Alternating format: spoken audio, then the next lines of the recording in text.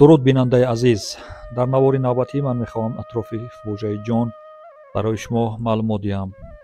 ҷон мафҳуми мармузу асрорангезест, ки аз қадим то имрӯз диққати аксарияти муҳаққиқону мутафаккирон ва файласуфонро ба худ ҷалб кардааст.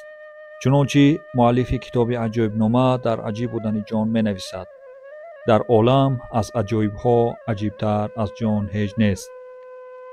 мутафаккирону файласуфони зиёде ба монанди закариёи розӣ, абурайҳони берунӣ, абуалӣ ибни сино, муҳаммад ғазолӣ, муҳаммад ибни маҳмуд ибни аҳмади тусӣ ва дигарон пиромини ҷон андешаронӣ намуда дар ин росто рисолаю китобҳои зиёде таълиф карданд. дар баробари мармузу диққатҷалбкунанда будани мафҳуми ҷон, этимологияи воҷаи ҷон низ бениҳоят баҳсталабу чолишбарангез аст. муаллифи фарҳанги низом дар мавриди воҷаи ҷон менависад: ин лафз дар паҳлавӣ ҷон ва дар авесто ҷавиҳ ва дар санскрит ҳам ҷавиҳ аст. инчунин воҷаи каюмарс, ки мувофиқи таълимоти авасто исми нахуст инсон аст, аз ҳамин воҷа таркиб ёфтааст. дар мавриди воҷаи каюмарс ба навори қаблӣ омода кардаи мо муроҷиат намуда онро тамошо намоед. ман силка ва сурати онро дар болои навор мегузорам. ки ин маълумот воҷаи ҷон аз сарчашмаи хаттии қадимтарин авасто маншаъ гирифта вожаи асили форсии тоҷикӣ аст. бояд қайд кард, ки воҷаи мазкур дорои муродифҳои зиёде буда роиштарини онҳо рӯҳу равон аст. воҷаи рӯҳ, ки воҷаи арабист, барои ифодаи мафҳуми ҷон дар забони тоҷикӣ танҳо низ меояд, аммо воҷаи равон ҳамчун муродифи ҷуфт ба воҷаи ҷон истеъмол мегардад. дар мавриди мавқеи истифодаи воҷаи ҷон ва муродифҳои он байни муҳаққиқону мутафаккирон ихтилофи назар вуҷуд дорад. баъзе аз муҳаққиқону фарҳангнигорон бар он назаранд, ки воҷаи ҷон метавонад ҳамчун муродифи рӯҳ ё равон истеъмол гардад, аммо баъзеи дигар монанди фарҳанги низом, бурҳони хотеъ, фарҳанги навбаҳор, фарҳанги ҷаҳонгирӣ, фарҳанги котизиён, фарҳанги рашидӣ ва фарҳанги онандроҷ ба маълумоти додаи абуалӣ ибни сино такя карда маънои воҷаи ҷонро рӯҳи ҳайвонӣ медонанд, яъне онро зидмаънои рӯҳ ё равони инсонӣ донистаанд. масалан, муаллифи фарҳанги ҷаҳонгирӣ дар мавриди мазкур менависад: рӯҳ ҷони ҳайвонӣ бошад, чуноне ки шайх абуалӣ ибни сино дар рисолаи маъориҷия гӯяд, ки мурод аз равон нафси нотиқа аст ва аз ҷон рӯҳи ҳайвонӣ бошад. али акбар деҳхудо бошад дар мавриди мазкур аз донишмандномаи ибни сино истидлол далел оварда гуфтааст: ибни сино ҷонро ба маънои нафс ёд карда. дигар аз анвои ҳикмат он буда, ки аз ҳоли ҳасанаи чизҳо моро огоҳӣ диҳад, то ҷони мо сурати хуш биёбад ва некбахти он ҷаҳонӣ буд. дар мисолҳои боло, ҳарчанд абуалӣ ибни сино мафҳуми ҷонро рӯҳи ҳайвонӣ номида бошад ҳам, ӯ худ дар идома воҷаи ҷонро дар мавриди инсон, яъне ҷони мо низ ба кор бурдааст. абулқосим фирдавсӣ ҳам дар шоҳномаи худ воҷаи ҷонро дар мавриди инсон ба кор бурдааст. инчунин аз муродифоти ҷон метавон воҷаҳои ҳаёт, зиндагонӣ, асосу моҳият, ҷони гапро гуфтан ва ғайраҳоро низ ном бурд. аммо қайд кардан зарур аст, ки воҷаи ҷон миёни мардуми тоҷик бештар дар муроҷиату хитоб ё дар анҷомаи номҳо ба таври навозишу эҳтиром оварда мешавад. ба қавли ғафуров олим, ҷон дар таркиби номҳои мураккаб оҳанги эҳтирому навозиш дорад.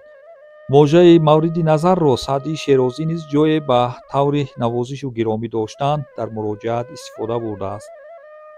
нуктаи мазкурро аксарияти муҳаққиқону фарҳангнигорон низ тасдиқ карданд, аммо бо вуҷуди ин бархе мардум бо воҷаи ҷон садо кардан ё дар анҷоми номи якдигар истифодаи воҷаи ҷонро намеписанданд ва пиндори онҳо воҷаи ҷон ифодагари мафҳуми шайтони иблис, ҷину аҷина ва падари ҷинҳо буда истифодабарандаи он гунаҳгор маҳсуб меёфтааст.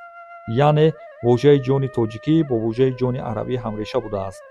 ҳолон ки муаллифи фарҳанги ҷомеи воҷагони мутародиф ва мутазоди забони форсӣ ин ҳардуро бо далелу бурҳонҳои раднопазир зидмаъно номидааст.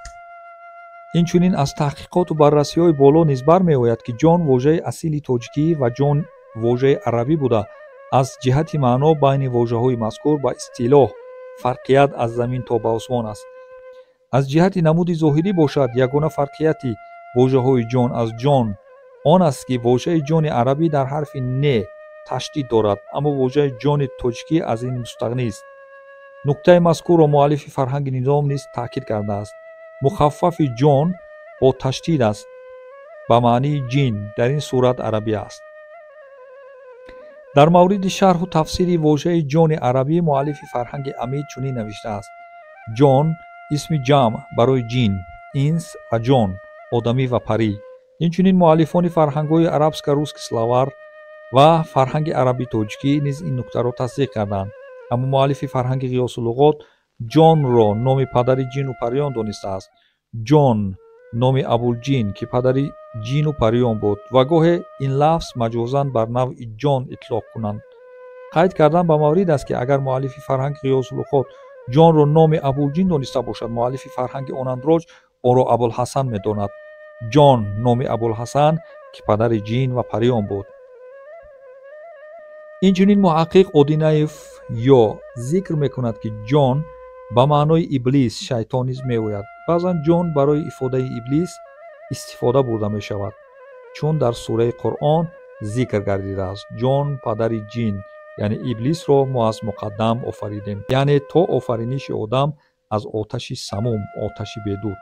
бояд қард кард ки воҷаи ҷон дар китоби тарҷумаи тафсири Табарӣ ба маънои фаришта низ ба кор рафтааст ва худои азза ва ҷалла гурӯҳи фариштагон офарида буд. аз оташ маръешонро ҷон ном карда буд. ногуфта намонад ки воҷаи ҷиннӣ шакли вайроншудааш ҷиндӣ низ аз решаи ҳамин воҷа сохта шудааст.